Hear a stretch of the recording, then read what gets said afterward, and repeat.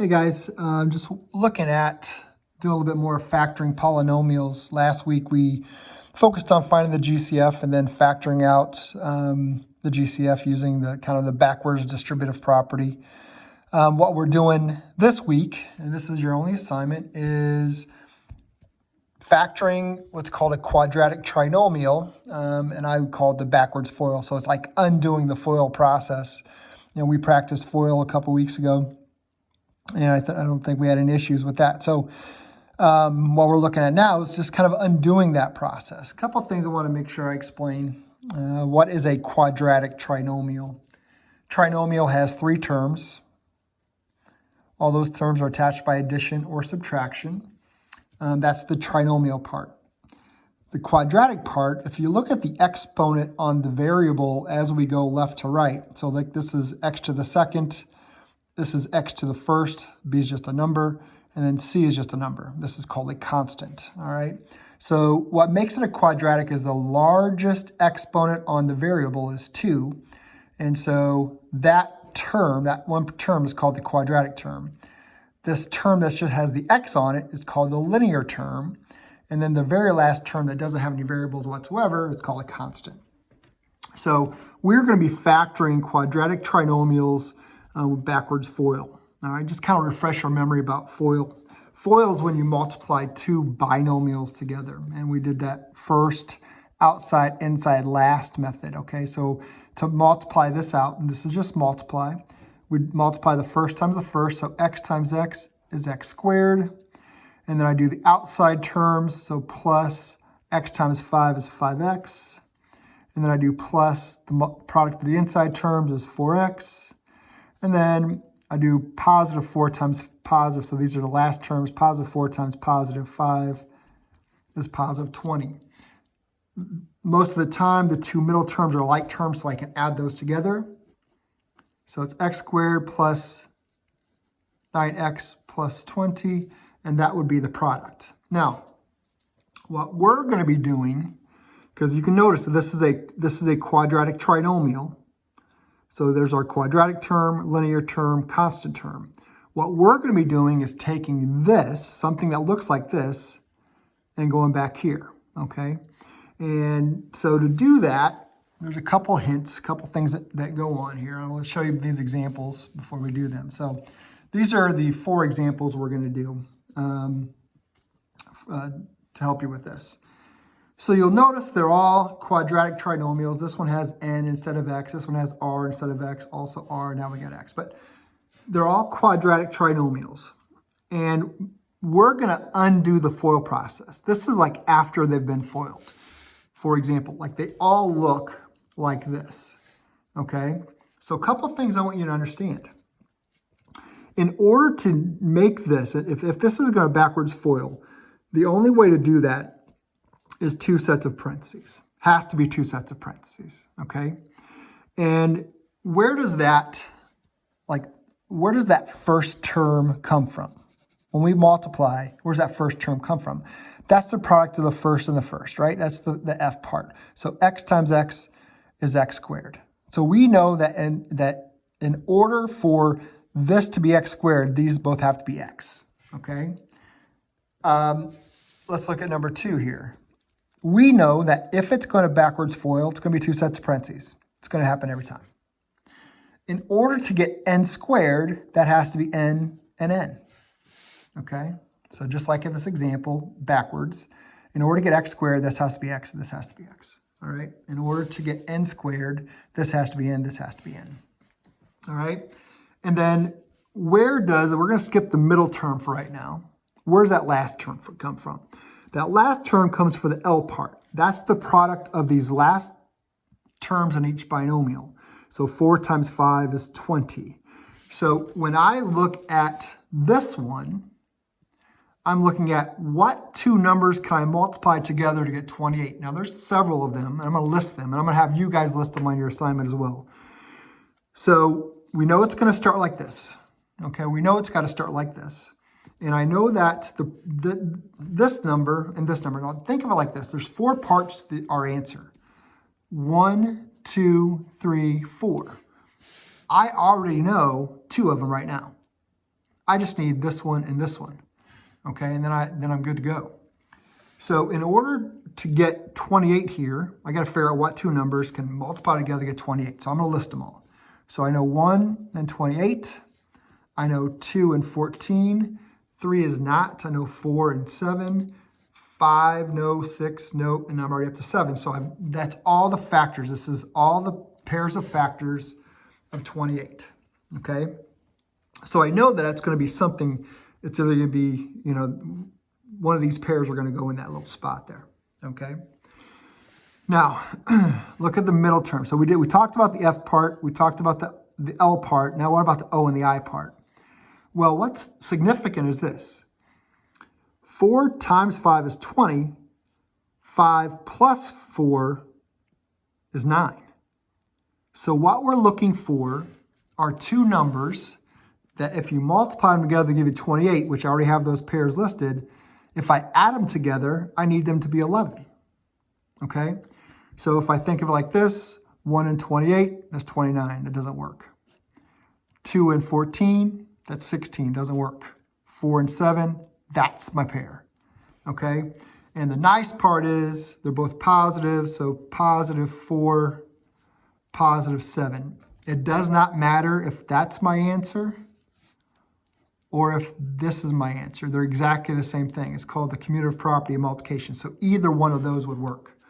Now I'm going to give you a little cheat sheet here. All right, so this is our normal quadratic. By the way, that is the answer for that, number 2. Done, okay? This is the only work I want to see is you listing those factors. So if we start off, and this is like our example number 2 was, if I start off with quadratic plus plus, that means the two sets in parentheses will be plus plus. If I start off with a quadratic with a minus plus, that means they're both minus, and this is the reason why. Remember we talked about in order to get 28, I had to multiply this times this. In order to get this, I had to add this and this. The only way I can get a positive product but a negative sum is if they're both minus.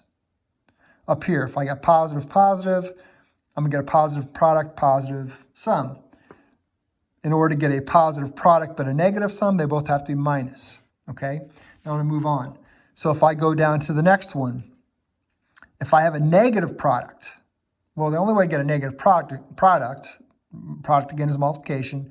The only way to get an answer to a multiplication problem that's negative is if one of them's plus, one of them's minus. Positive times negative is negative, okay? Now, this varies. It could be a plus, could be a minus. It just depends on which number is bigger, the positive number or the negative number. So down here, it's exactly the same. If that last term is minus, then it's one's plus, one's minus. One's plus, one's minus. Okay, so I have 3 more examples.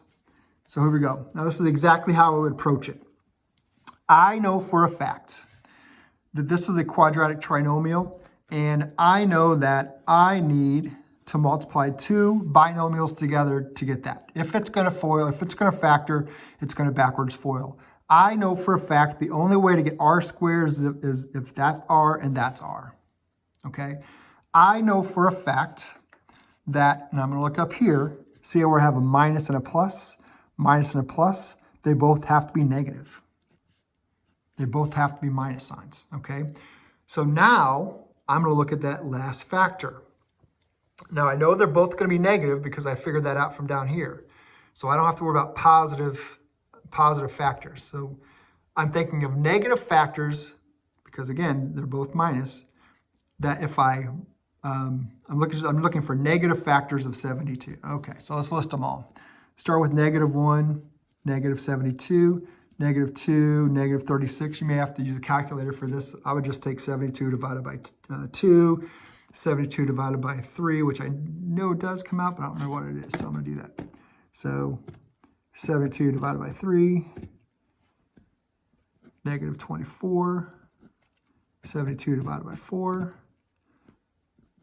-18, 5 is not 6, I know it is 12, so -6, -12,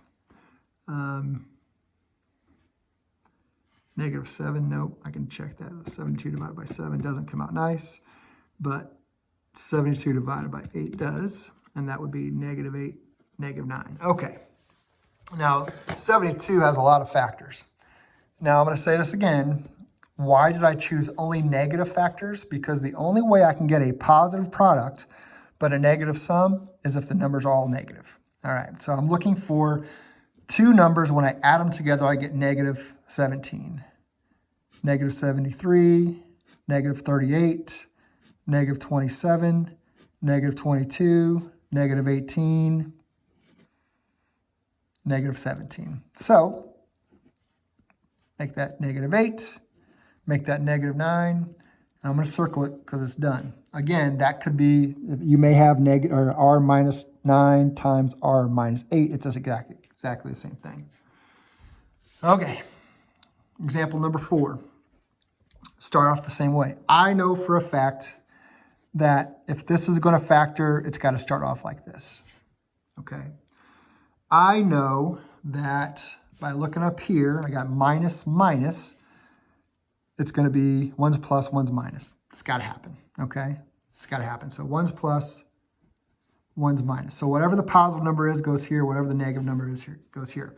Now here's, I don't say it's tricky, but just got to pay attention to this. I'm looking for two numbers that have a negative 72 as a product, but a negative 1 as a sum. So I'm going to list all those factors, but the factors I'm going to give, it's going to be pairs of 1's plus, 1's minus. So here we go. So let's start off with negative 1 and positive 72. Well, now I got to do 1 and negative 72. How about negative 2 and 36? Again, because why am I doing 1 negative, 1 positive? Is because if I multiply these two together, I get negative 72. If I multiply these two together, I get negative 72. So I'm going to keep going.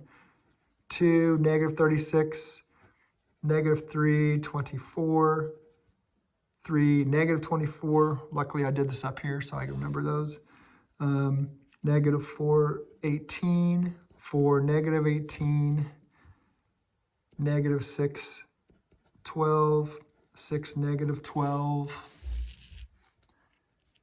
and then 8, negative 9, negative 8, positive 9. Okay, so I've listed all the possible factors, all the pairs of factors of negative 72.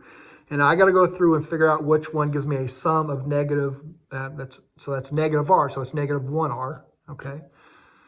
Not that one, so that would be what? 71, negative 71, 34, negative 34, 21, negative 21, 14, negative 14, 6, negative 6. Ooh, so that would be 8 plus negative 9.